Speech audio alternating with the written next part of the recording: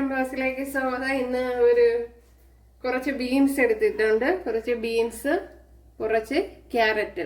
അപ്പോൾ ഇത് വെച്ചൊരു റെസിപ്പി നോക്കാം. അതേപോലെ കുറച്ച് കുഞ്ഞുള്ളി എടുത്തിട്ടുണ്ട്.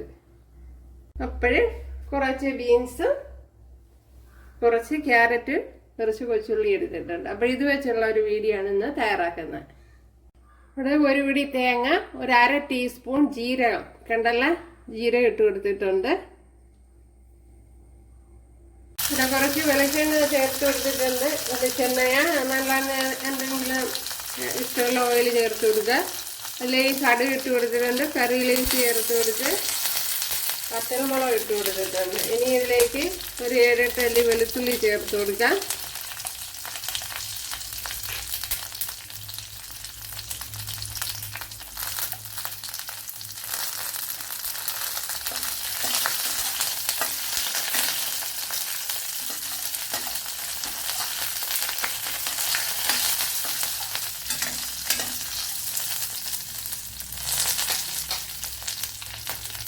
വെളുത്തുള്ളി ചേർത്ത് കഴിഞ്ഞ് നമ്മൾ കട്ട് ചെയ്ത് വെച്ചിരിക്കുന്ന ഒരു 10 കുഞ്ഞുള്ളി ഉണ്ട്, അത് ചേർത്ത് കൊടുക്കുക.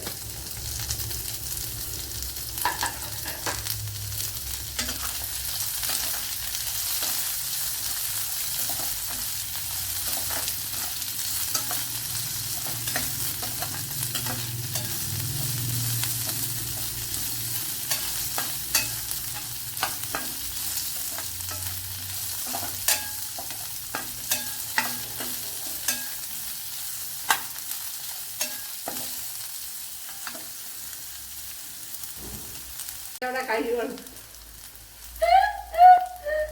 പോലെ എല്ലാം കേട്ടുകയാണ്. ഇനി ഇതിലേക്ക് ബീൻസ്, ക്യാരറ്റ്. അപ്പോൾ ബീൻസ് ഞാൻ ഇന്നലെ അരിഞ്ഞു വെച്ചതാണ് കൂട്ടുകാരെ. അപ്പോഴത് ഫ്രിഡ്ജിനകത്ത് വെച്ചിരുന്നതാണ്, പക്ഷെ ചെറിയ രീതിയിൽ കളർ വ്യത്യാസം വന്നിട്ടുണ്ട്. എന്താണെന്നറിയില്ല. ഇനി ഫ്രിഡ്ജിൽ തണുപ്പ് കൂടുതലാണോ, എന്തായാലും സാധാരണ ഇങ്ങനെ കളർ വ്യത്യാസം വരുന്നതല്ലേ. അപ്പോഴിനെ നല്ലപോലെ ഒന്ന് ഇളക്കി യോജിപ്പിക്കണം. അതിനുശേഷം ആവശ്യത്തിന് ഉപ്പ് ചേർത്ത് കൊടുക്കണം.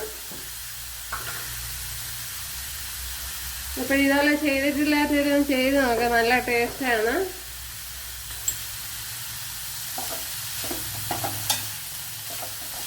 അപ്പോൾ ഉപ്പും ചേർത്ത് കൊടുത്തിട്ട് ലോ ഫ്ലെയിമിലൊന്ന് അടച്ചു വെച്ച് കൊടുക്കുക.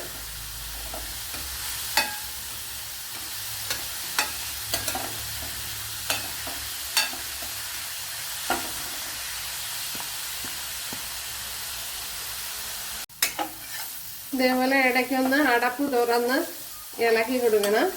പ്രത്യേകിച്ച് സ്റ്റീൽ പാത്രമൊക്കെ ആണെങ്കിൽ വളരെ ശ്രദ്ധിക്കണം, അല്ലെങ്കിൽ അടിയിൽ കരിഞ്ഞു പിടിക്കും. നമ്മൾ വെള്ളമൊന്നും ചേർക്കാതെയാണല്ലോ തയ്യാറാക്കണേ, അതുകൊണ്ടാണ് ഒന്ന് അടച്ചു കൊടുക്കാൻ വേണ്ടത്.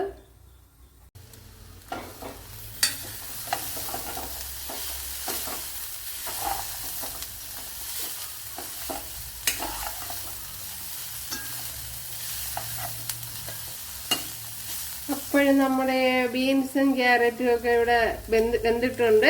ഇനി ഇതിലേക്ക് നമ്മൾ അരച്ച് വെച്ചിരിക്കുന്ന അരപ്പ് ചേർത്ത് കൊടുക്കാം.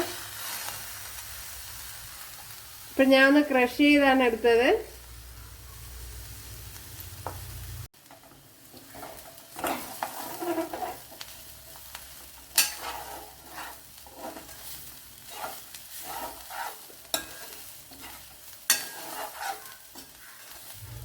പിന്നെ പാത്രത്തിൽ പിടിക്കുമെന്ന് തോന്നിയ ഒരു ശകലം വെള്ളം ചേർത്ത് കൊടുക്കാം.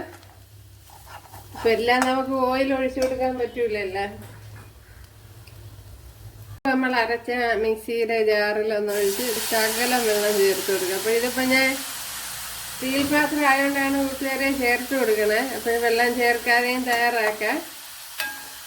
അപ്പോൾ ഓവറായിട്ട് ഓയിൽ ഉപയോഗിച്ച അതും ശരിയാവില്ല. ഓക്കെ, അപ്പോൾ ഓയിൽ ചേർത്ത് കൊടുക്കണമെന്നുള്ളവർ ഓയിൽ ചേർത്ത് കൊടുക്കുക. നമ്മുടെ തോരൻ ഇവിടെ അടിപൊളിയായി വന്നിട്ടുണ്ട് കൂട്ടുകാരെ. ഭയങ്കര ടേസ്റ്റാണ്. അപ്പോൾ എല്ലാവരും അത് ചെയ്തു നോക്കാം ഈ രീതിയിൽ. കുറച്ച് പേർക്കൊക്കെ അറിയായിരിക്കും. ഓക്കെ, ഇനി വേണമെങ്കിൽ കുറേ സമയം നിങ്ങൾക്ക് ഇത് തോർത്തി എടുക്കാം. അപ്പോൾ കുറച്ചുകൂടെ ഒന്ന് ഫ്രൈ ആയി വരും. താല്പര്യമാണെങ്കിൽ അങ്ങനെ ചെയ്യാം. അപ്പോഴും നമ്മുടെ തോരൻ ഇവിടെ റെഡി ആയിട്ടുണ്ട്. കണ്ടല്ല കൂട്ടുകാരെ.